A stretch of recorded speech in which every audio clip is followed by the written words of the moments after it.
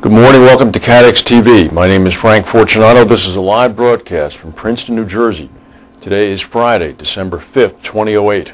It's 11:30 a.m. Eastern Standard Time in the U.S. It's 4:30 p.m. in London, 12:30 p.m. in Bermuda, and 9:30 a.m. in Mexico City. If you need to reach us during the broadcast, you can phone in toll-free at 1-866-67-CADX. Overseas, our AOL Instant Mail address is CADX TV. We have a couple of breaking stories. The first is coming out of Pakistan. A car bomb has apparently devastated a busy street in the city of Peshawar, killing at least 17 people. There apparently are going to be several more deaths at least associated with this. Television is showing survivors frantically carrying bloodied victims from the scene as fire crews continue to try to douse several vehicles that have been set ablaze by the bomb. No one has claimed responsibility yet. Also, this is of interest to people who might be reckless enough, Americans who might be reckless enough to drive in England. Several hours ago, an American who killed 3 people in a head-on collision after driving on the wrong side of the road in England was jailed for 20 months. A 26-year-old Nathan Dowd was sentenced for driving on the wrong side of the road and causing the deaths of 3 50-year-old Britons. The gentleman who was sentenced was inadvertently on the wrong side of a highway when he ran headfirst into an oncoming car. And finally, give credit where it's due. We've been following the travails of Romanier up in Hartford with his company in an analyst conference call that ended about 15 minutes ago. The company raised its 2008 profit forecast and said that it had more than enough capital to withstand a significant further deterioration in the equity markets. Its shares went up by as much as 52% in morning trading as news began to leak out of the call. Mr. Ayer said, quote, "We are well capitalized to withstand further downdrafts in equity markets. We expect investments will recover even in a severe recession scenario." He went on to say that excluding some investments, the Hartford said that it now expects full-year profit of up to $4.90 a share, which is an increase from its projection of October 29th, where they had maxed out at an expectation of $4.50. So hats off to you, Mr. Ayer. We've always been a big fan of yours, and we're glad to see you're going to weather this. Now to our main news. There are a number of people who may not be able to weather this. The stock market's down about 220 points right now. U.S. non-farm payrolls plunged by an astonishing 533,000 jobs during the month of November, according to the Labor Department this morning. This is the worst job loss in 34 years. It's only the 4th time in 58 years that payrolls have fallen by more than 500,000 jobs in 1 month. So now, since the recession, which we learned earlier this week officially began last December, since that commenced, a total of nearly 2 million jobs have been lost in the United States. The unemployment rate in the U.S. rose to 6.7% from 6.5% in October. Job losses were widespread across industries last month. Fewer than a third of all industries were hiring. In service-producing industries, 370,000 jobs were lost.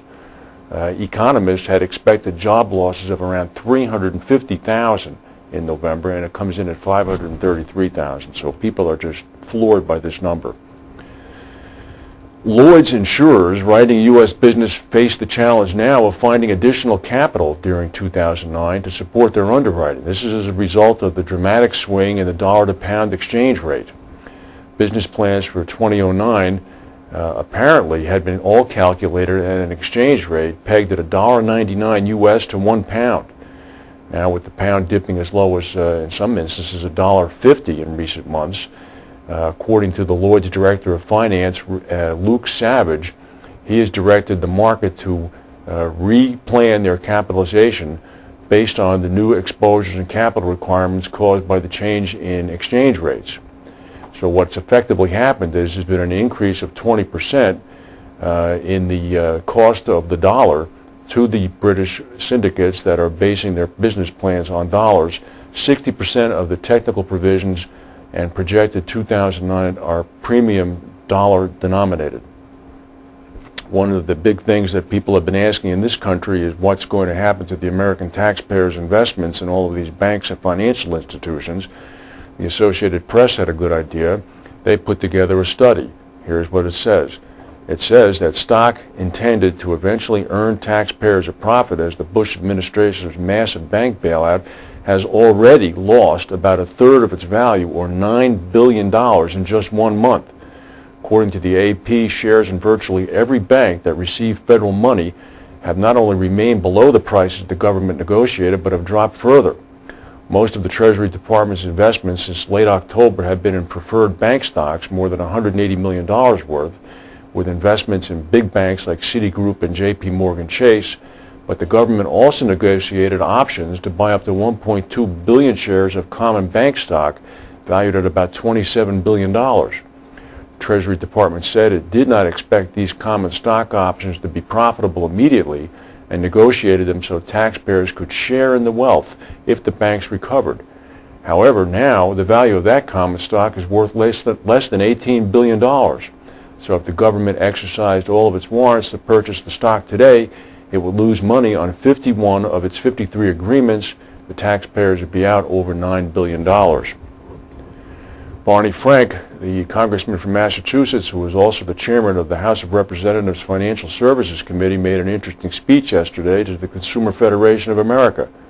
He said that Congress will likely move next year to require companies which insure credit default swaps like AIG to at least partially reserve against potential losses. In the speech to the CFA, Congressman Frank labeled AIG's decision to guarantee against losses on mortgage-backed securities as essentially unregulated speculation. Congressman Frank also sought to douse speculation that Democrats in control of the White House and both houses of Congress for the first time in 15 years will now rush to impose draconian regulation on the financial services sector. He said Democrats will not act to stifle innovation but contain it. He predicted as well that next year will be the best year for public policy since the New Deal.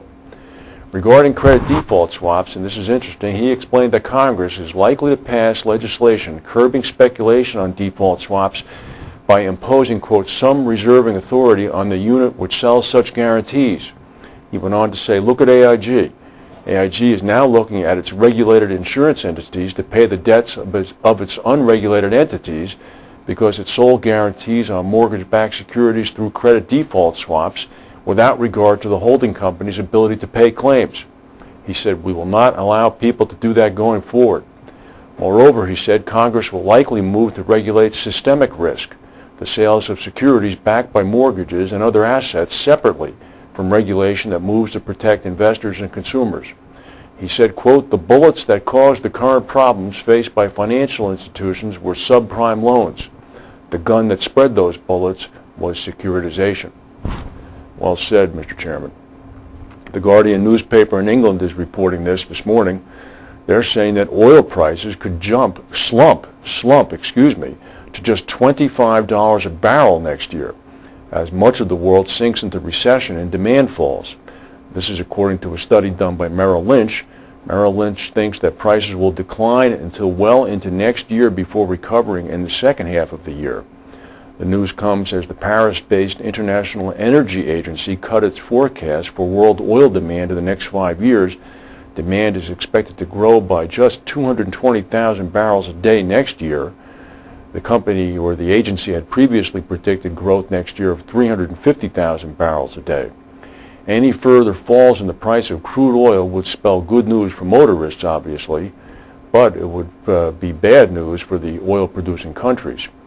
The report from Merrill Lynch says that a temporary drop below $25 is in fact possible if the global recession extends to China. Oil prices, of course, hit a peak above $147 a barrel in July, but have fallen more than $100 since then.